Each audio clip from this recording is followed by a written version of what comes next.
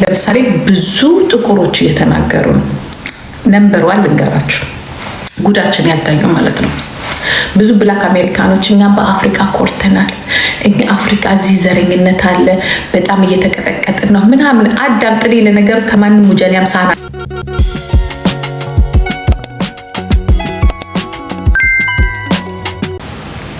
እንዴት ዛሬ ታውቀናል። ኦኬ እድሜ ላይ ሾስፔድ ታውቀናል። ነገ ግን እንዋረዳለን። እዛም ቤት እስር አለ፣ እዛም ቤት ጭቆና አለ፣ እዛም ሀገር አለ። እነሱ ሀገራቸውን ሰርተው ነው የሚጨቁኑ። ያ ትሬናቸውን ትራንስፖርታቸውን ሰርተው ኤርፖርታቸውን ሰርተው ሁሉን ነገር ሰርተው ሀገራቸውን ሙሉ አድርገዋል። ከዳር እስከ ዳር አልምተው ነው። እነዚህ ሰዎች እነዚህ ሀገሮች ሲታወቁ ከ100 ዓመት በፊት ነው የታወቁት። እኛ ገና እየታወቅን ነው። እኛ ስማችን ደሃ፣ ጦርነት፣ ረሃብተኛ፣ አስቸጋሪ ምናምን ነን። አሁን ግን ያ እንደዛ የሚባል ሀገር አህጉር እንበል አፍሪካ ተለውጣለች ተብሎ በትልቅ እየታወቀ ነው። ኦኬ በትልቅ ቴኪዮን ይሞልሻል። በትልቁ እየታወቀ ነው፣ እየተወራ ነው።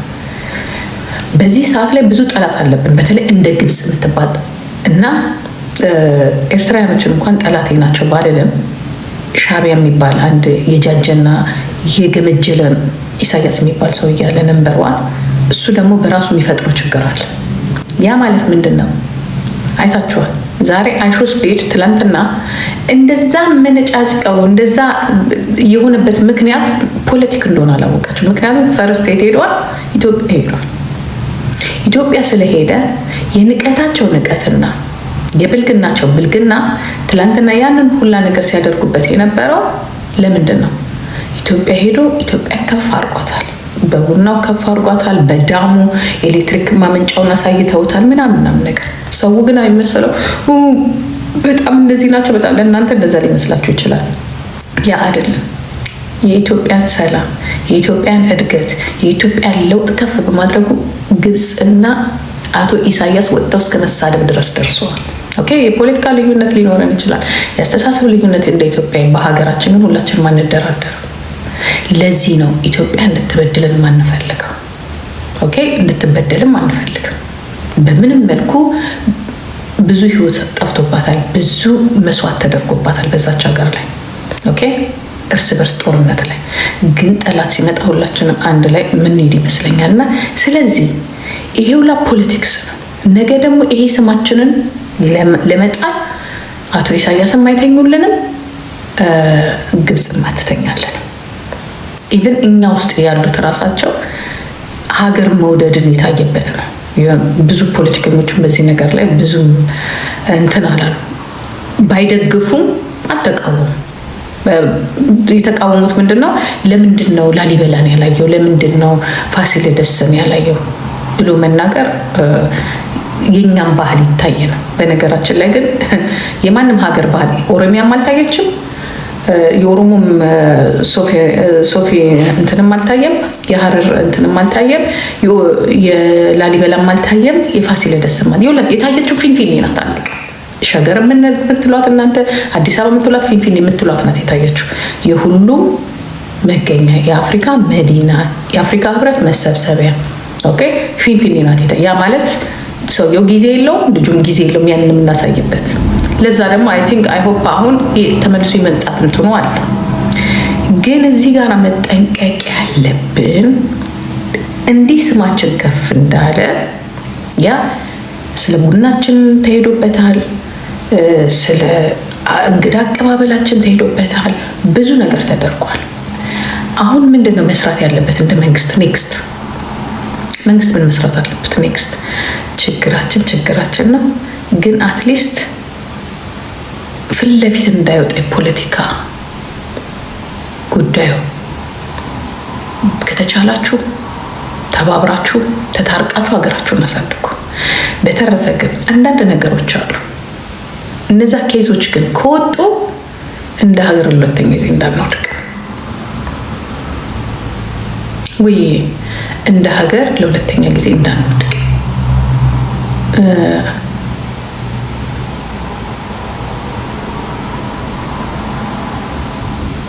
አይኖ አውቃለሁ። ትውልድ ይውላችሁ እንኳን አይሽ ሆስፒታል አይደለም የኛ ልጆች እንኳን እንደዚህ አይነት ቦታ ሄዱ ስለሪታይ እንደዚህ አይነት ቦታ ሄዳችሁ ስትሏቸው ልስቱ የላቸው ጊዜው አሁን ሄደ የማየት ሳይሆን የሆነ ነገር ከፈለግ ኦንላይን ላይ ማየት ትችላለህ። እንደዚህ አይነት ነገር የሚፈልጉ ሰዎች በእኛ እድሜ ያሉት ናቸው። የእምነት ሰዎች፣ ዲፕሎማቲኮች፣ ገቨርንመንቶች፣ ትላልቅ ሰዎች፣ የታሪክ ሰዎች ናቸው እንጂ እንትን አለ ቢሆን ደስ ይላል ብናስተምራቸው። ኦኬ ቢማሩ ታሪክ ጥሩ ነው።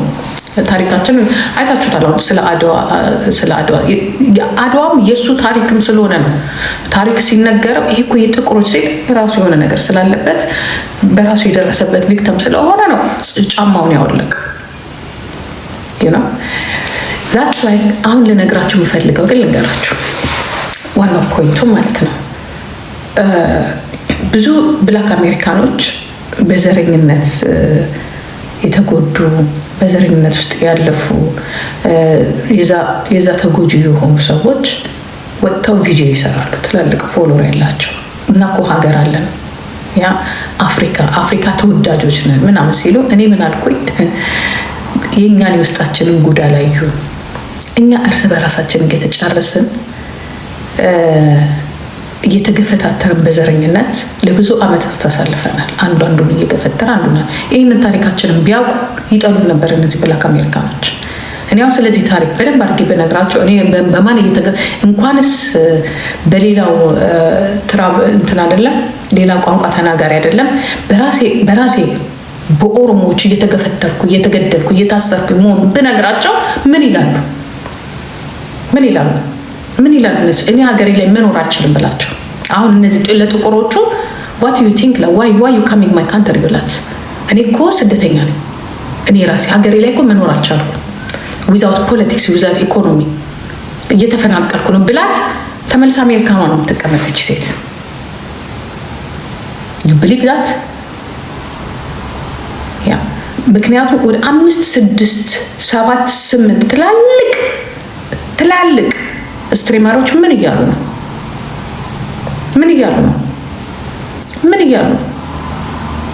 ያ እኛ እዚህ ቪክተም ሆነናል በዘረኞች በነጮች ምናምን ሲሉ እኛ ደግሞ ቪክተም ነን በራሳችን ሰዎች በግለሰቦች።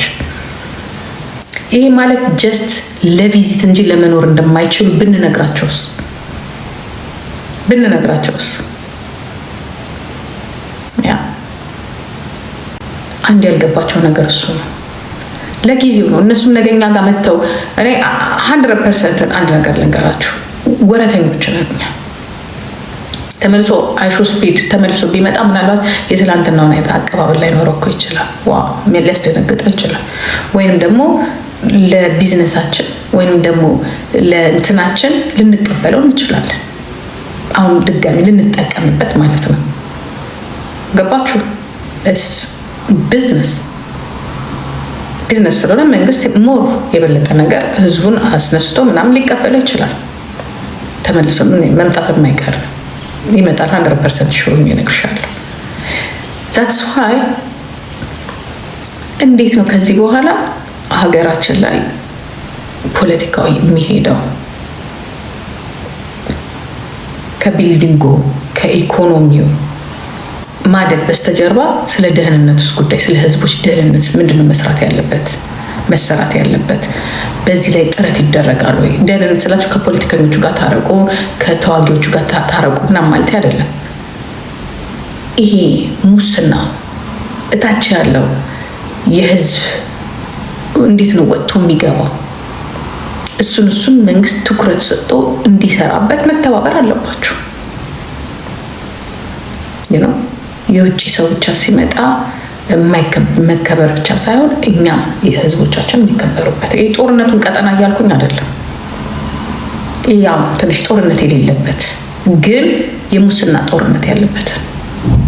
አሁን የሙስና ጦርነት ህዝቦች ያላግባብ የሚፈናቀሉበት የሚነሱበት በቂያቸው በሀገራቸው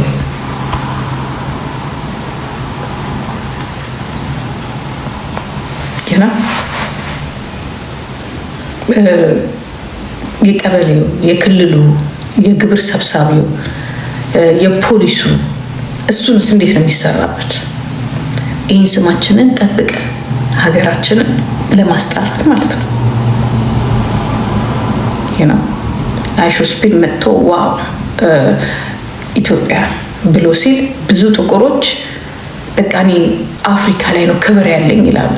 እኔ ደግሞ ብትጠይቀኝ እኔ ክብር ያለኝ አውሮፓ ላይ ነው የምልህ።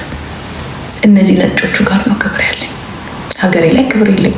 እዚህ ሁኜ እንኳን እየተሰደድኩኝ ነው፣ እየተደበደብኩ ነው፣ እየተሰደብኩ ነው። ለዚህ ነው እዚህ ጋር ቁጭ ብዬ እየታገልኩ ያለሁት። ርቄም ሂጄም የማይለቅኝ የፖለቲካ እንትን ያለባቸው ሰዎች አሉ።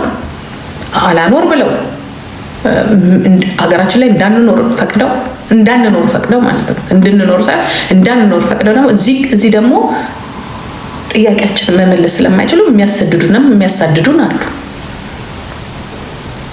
ይኸው እዚህ ጋር ቁጭ ብሎ አንቺ ምላስሽ ነው ይላል። ምላሴ መብቴን እየጠየቅኩ ነው ያለሁት እና ዛትስ ዋይ ይሄንንስ እንዴት ነው የምትሰሩበት ነው። አም ሶሪ አይሆንም አትበሉ። አይሆንም፣ ይሄ ነገር መድረግ አይቻልም። በጣም ልንገራችሁ አይደለም፣ መጥፎ ነው እንደዚህ አይነት ነገር። አሁን ነው እንዲያውም መጠንቀቅ ያለባችሁ አሁን ነው።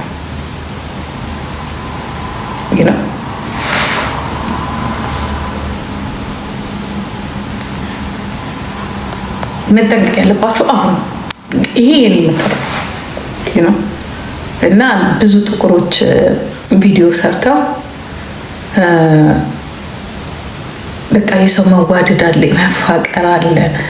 እኛ እኮ አሜሪካን ሀገር ውስጥ እኮ እንደዚህ ሆን እያለቀሱ ሲሰሩ የእኛንስ ማን አየለን ያልኩት እኔ ይህንን ነገር አይምሮ አይቀበለው ወይ? እነዚህ ልጆች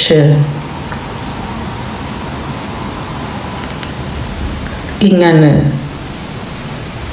የመኖርና ያለመኖር እንትን አያውቁም።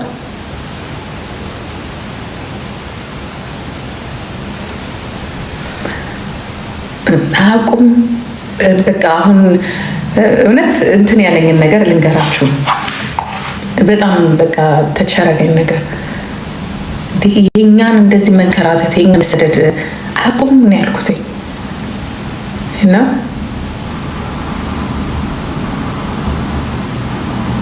ገረመኝ እኔ ለራሴ ወይ እና እንትን አታብሩት። በአጠቃላይ ልላችሁ የፈለጉት ምንድን ነው፣ በዚህ እውቅናችሁ ላይ አንዳንዴ ምን ይባላል መሰላችሁ፣ ድሮ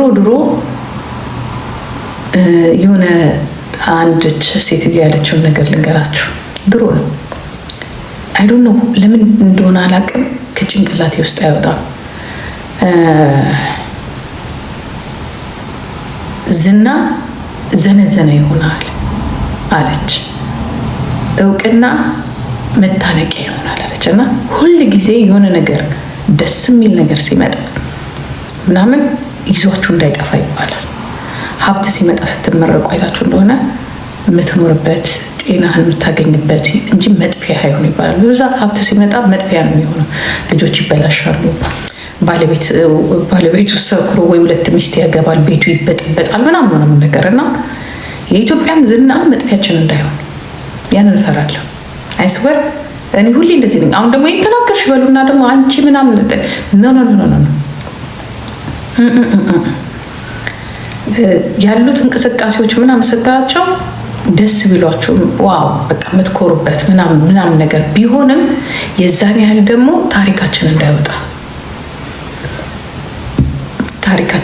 ታሪካችን እንዳይወጣ ደግሞ ቢልዱ ላይ ብቻ ሳይሆን መስራት ያለባችሁ በተለይ ኃላፊነት አለብን የምትሉ ሰዎች ያ አትፍሪ። ኦኬ አትፍሩ። በተለይ ይሄ አብይ አይፈራም። እናንተ ኬት የመጣችሁ ልጅ አይደለም። ሰውየው ለነገር ሰው አላገኘም።